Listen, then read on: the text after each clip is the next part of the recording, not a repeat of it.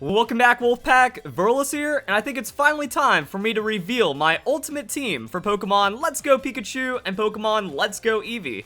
Now, we don't quite know where the meta is going to land and what surprising breakout Pokemon are going to become popular, so definitely once this team actually gets out there, starts battling some Pokemon, there's going to be a few adjustments, but I think my core ideas are solid, and some of the Pokemon I've picked are going to be the ones that end up surprising everyone and become very popular, so I'm very excited for this video. Even though we don't know everything, one thing's for certain, that's the Let's Go Pikachu and Eevee meta is going to be one of the best that we've ever seen in Pokemon, so I'm excited. But one thing I'm more excited about than the awesome games is going to be Snorlax, because finally, there's not going to be ability creep, no item creep, power creep, super effective shenanigans. Snorlax was an absolute monster in the 4th generation because you stockpile, you become unkillable, and there were just very few Pokemon that were able to stop it. Now there's so many like crazy abilities and just overly powerful Pokemon and best pick options that Snorlax finds a hard time getting a footing. But when we're reducing that, Snorlax is going to just shine once again, and I'm super happy for that. So now, it's going to be weird. Because one thing we don't know is how the egg moves and the tutor moves and stuff are going to work, but I also don't know how pre-generation moves are going to work, or pre-evolution baby Pokemon moves, because that's how Snorlax gets the stockpile. Now, back in 4th generation, stockpile, belly drum, rest, crunch, that was just unstoppable back in the day. However, with these newer like metagames and stuff, Curse Amnesia, I feel has become the better option, so now that's going to be mostly somewhat usable in a weird way. So Curse is an egg move. We don't know like how the egg moves are going to work because recently, or at least like when it comes to Pokemon, there's just been like a massive spam of like, oh, this Pokemon gets an egg move it'll never use, but hey, it's an egg move, so it's kind of there. I feel like for Pokemon Let's Go Pikachu and Eevee, some of the more crucial moves that should have just been learn set moves anyways are just going to become learn set moves, and then some of the ones that aren't really used too often might just be dropped entirely. We're going to see how that ends up working out. Same for the move tutors, but at least Snorlax gets the Amnesia, and that means at very least, I could maybe play it as like a dedicated, huge special defense tank Pokemon, maybe pair it with a defensive tank, but if we're just going off of reasonable moveset access, Curse Amnesia, Rest Crunch, how are you going to stop this? You know, Snorlax, it really likes the Chesto Berry, but if there's not going to be Life Orb, if there's not going to be, you know, overly powerful, high base stat Pokemon using crazy moves, then we're going to be okay. Like, one of the bigger threats is going to be Alakazam with the Focus Blast, but I mean, Focus Blast lands, you use an Amnesia, Focus Blast miss, you use an Amnesia, you rest, and then you beat Alakazam. So I think Snorlax is just going to be fine, especially because that naturally high special defense. I'm going for Relaxed Nature, so you cut down that terrible speed, max out defense, max out hit point, or not max out, but 200 hit points, put a little bit of that special defense, and then you get carried by the Curse and the Amnesia. Now, the hit point investment is kind of a waste because you would get more effectiveness out of boosting your special defense, but since Amnesia is +2, I think we're going to be good with something like this, and yeah.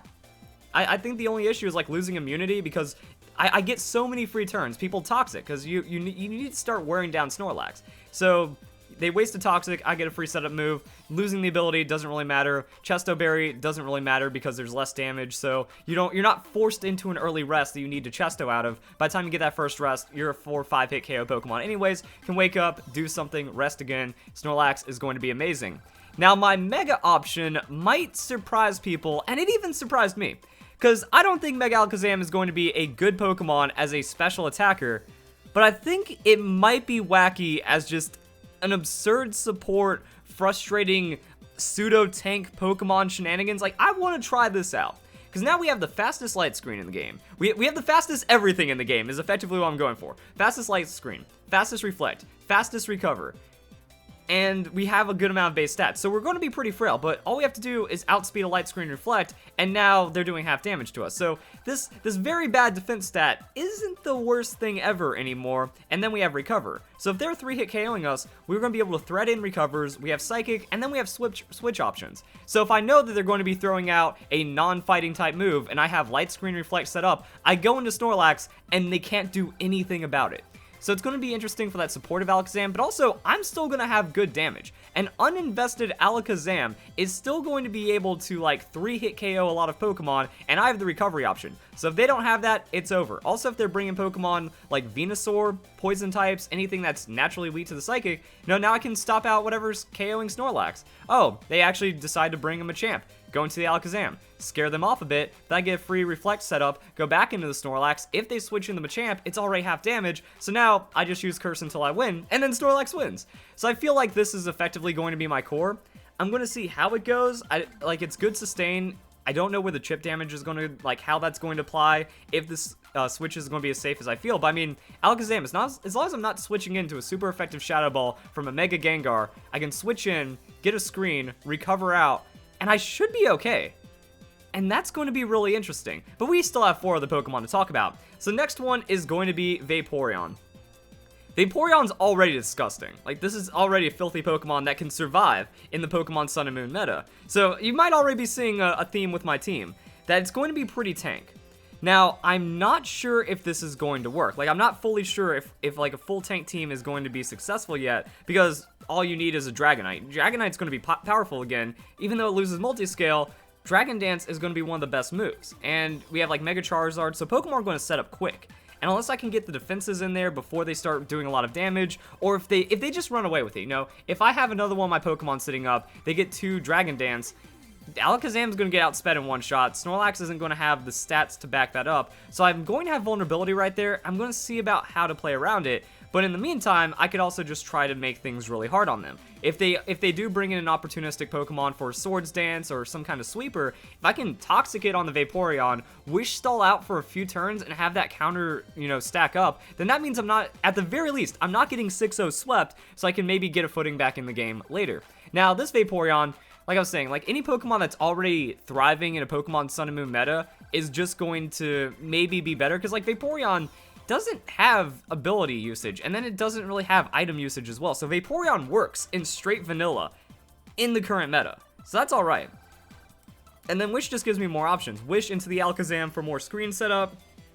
Alakazam Light Screen Reflect to give Vaporeon like free double teams for years, because double team, I'm going to use it. I'm going to spam evasion in this format because there's less things to stop out the evasion, and I am very happy about that. No Z-moves. Z-moves was the most unnecessary evasion nerf that I've ever seen in Pokemon, as well as all the other evasion nerfs that have been happening. So this is just going to be it. I'm going to run the Toxic Stall, sustaining double team, just annoyance, and this Vaporeon might actually have what it takes to win games.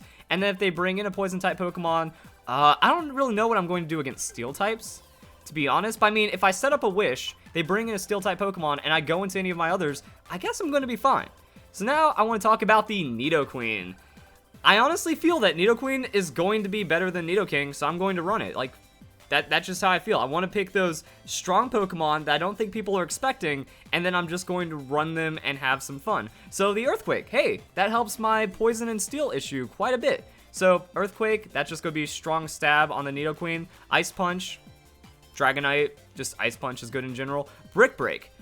I feel like normal type Pokemon are going to want to run away with games because there's not too much fighting, so a super effective option is good, but then just in case there's screens, because Stab Earthquake is doing the same damage as Brick Break, but I also want to have weird tech stuff in as well, that if they're trying to set up screens and do annoyance, I'm going to Brick Break their screens, go into Alakazam, set up my screens, and then try to re-momentum, because if they don't have Brick Break, then that means I'm ahead now. And I'm going to do everything to get ahead now, and just in case there's something like I can't KO, or I'm like, you know, I'm 2 hits from dead, they're 2 hits from dead, but they're faster than me, Fissure. Why not?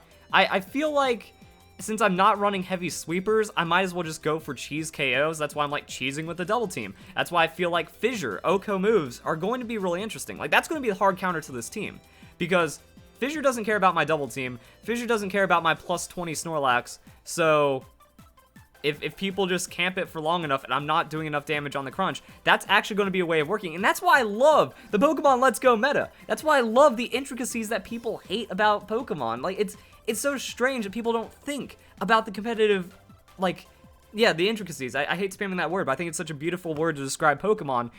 Because, yeah, like Double Team, oh no, it's so powerful. But you know what's actually kind of a counter to evasion?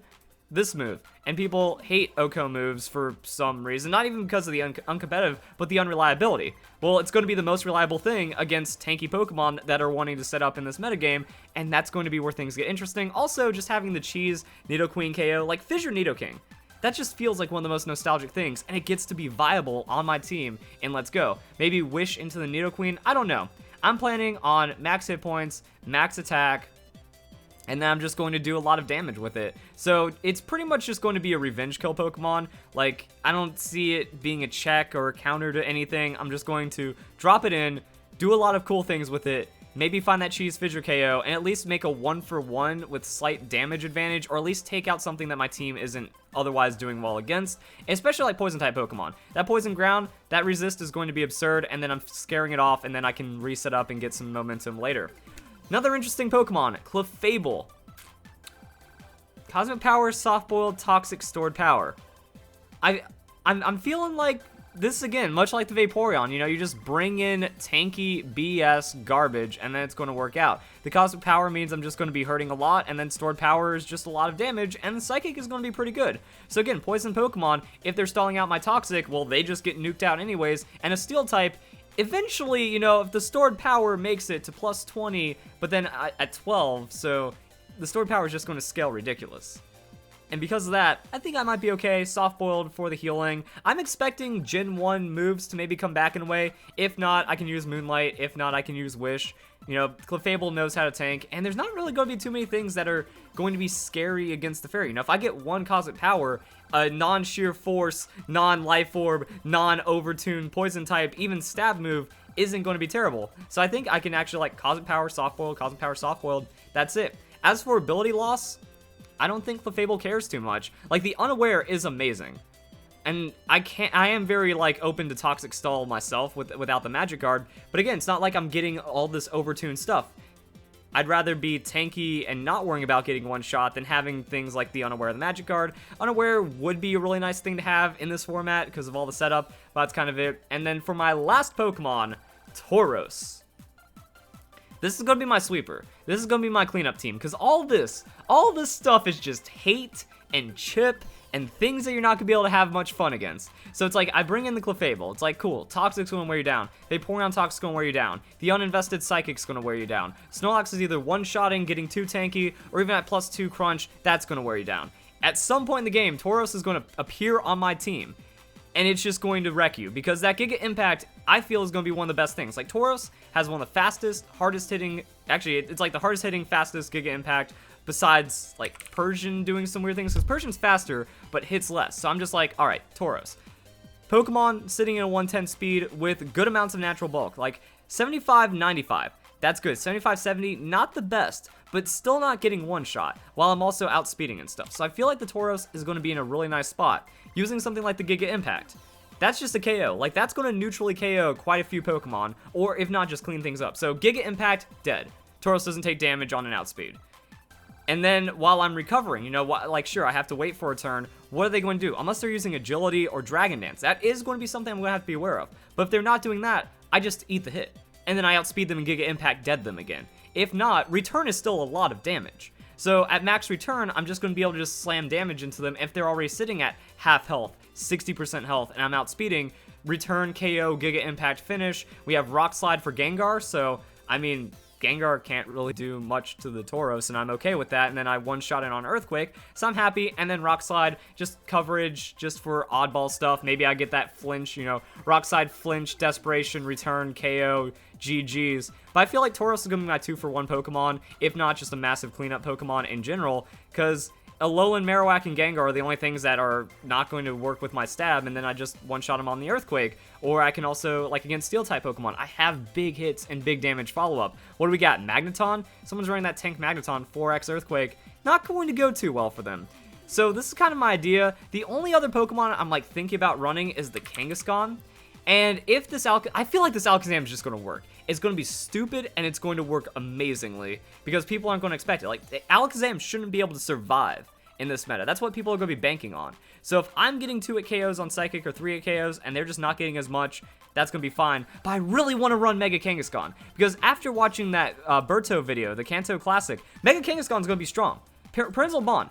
Guys, people are saying that Kangaskhan's bad because removing Parental Bond. Again, all other Pokemon have had their abilities and items removed. So now I'm just a Pokemon with stats. I'm not losing an item.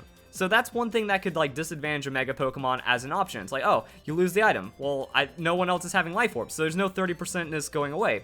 Pokemon like Aerodactyl and Charizard X, they're losing Tough Claws. So Parental Bond, I'm losing 25% damage, other Pokemon are losing 30% damage. Same with Sheer Force Pokemon, same with like other Pokemon that are trying to pull some shenanigans, and I'm not going for Power Up Punch. I just want to go Fake Out, Return, and then everything dies. Like Fake Out Return is a KO on a lot of Pokemon on this ridiculous bulk. 105 on the hit points, and then 100 defense, special defense. Like, that's why Kangaskhan is so scary in general, because you have to work so hard to take it out. It's like, oh, cool, like, it's one-shotting me, and I'm three-shotting it. Well, now imagine that, but in a format where there's even less damage and stuff going on, and then Fake Out Return is still KOing you. Like, this changes nothing right here. Because Mega Kangaskhan, with or without Parental Bond, this is going to find a lot of natural KOs. Other than that, we got the Sucker Punch. That's a one-shot on the Mega Alakazam. So Alakazam doesn't even get a chance to play Pokemon that day. You run the Adamant Nature, you max out the hit points, maybe do some like weird speed creepy things. Because some 100 base speed Pokemon, they're not going to want to go full into that 100 base speed. Maybe there's like 90 base speed Pokemon that might be trying to invest. So I don't know where that speed creep is going to land. But for the most part, you do this, and then things start to get really dumb really quick. I don't even know what my last option would be. Maybe like Drain Punch. That way I have something against other fighting type Pokemon, and then I get to sustain for myself, which is something Kangaskhan wants. And that would be it. So maybe Kangaskhan instead of Tauros, it would be a regular Alakazam. And I like the idea of the Mega Alakazam because it gets more defenses. So, you know, Mega Alakazam, 10 more special defense, 20 more defense. That's actually massive. And then 120 speed, so, you know, I'd rather outspeed the Jolteon, set up a light screen before the Shadow Ball does nothing to me, and then play around the Jolteon that way, instead of, you know, risking getting outsped by other things, other Megas crunched from Aerodactyl. So I feel like it's not going to be as reliable of a screen setter. That'd be really interesting. Light screen, reflect, and then go into Mega Kangaskhan. Mega Kangaskhan's still going to be absolutely terrifying. I don't understand, like, I don't understand the short-sightedness that a lot of people have when we've understood and known competitive Pokemon for over a decade now. These are things that are just going to kind of work. So it's fine. Hate on Mega Kangaskhan. Think it's terrible now. Think it's unusable. It's just a pool of stats in a format where the pool of stats is the most important thing besides a moveset. And it already has a good moveset. That Fake Out. When I saw Birdo do with that Kanto Classic, it's with a non-Mega Kangaskhan, you're just adding more damage. You're adding more bolt to that. And people aren't going to have options, and then you have Sucker Punch for the Gengars, and Sucker Punch for anything. Fake Out, Sucker Punch, Jolteon, if it's already taken a little bit of chip, that thing's dead. Cool, that's how Pokemon's going to work. So, those are kind of like my 7 Pokemon options. I think Tauros, it's either going to be really good, or I feel like that's going to be like my sleeper, awesome Pokemon I'm going to use. Same with the Mega Kangaskhan. I'm going to run and bust out Mega Kangaskhan. Instead of using, like, you know, I think a lot of people would expect me to use Mega Venusaur, you know, Mega Pokemon with tank, sustain, bulk.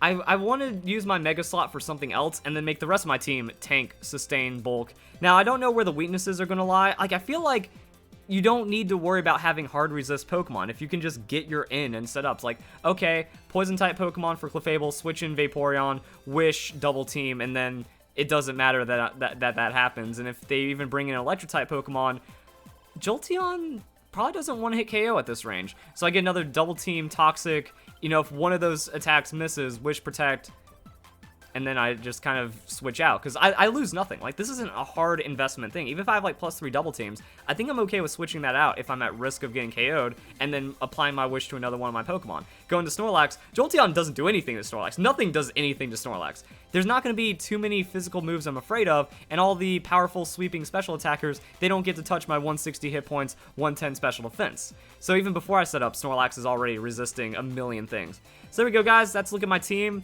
Also, maybe considering the Victory Bell, because it has Stockpile into Synthesis, and then like Sludge Bomb, Giga Drain. If I need a bit more of offensive power, and Clefable or Vaporeon don't work, that's just going to become, you know, Victory Bell.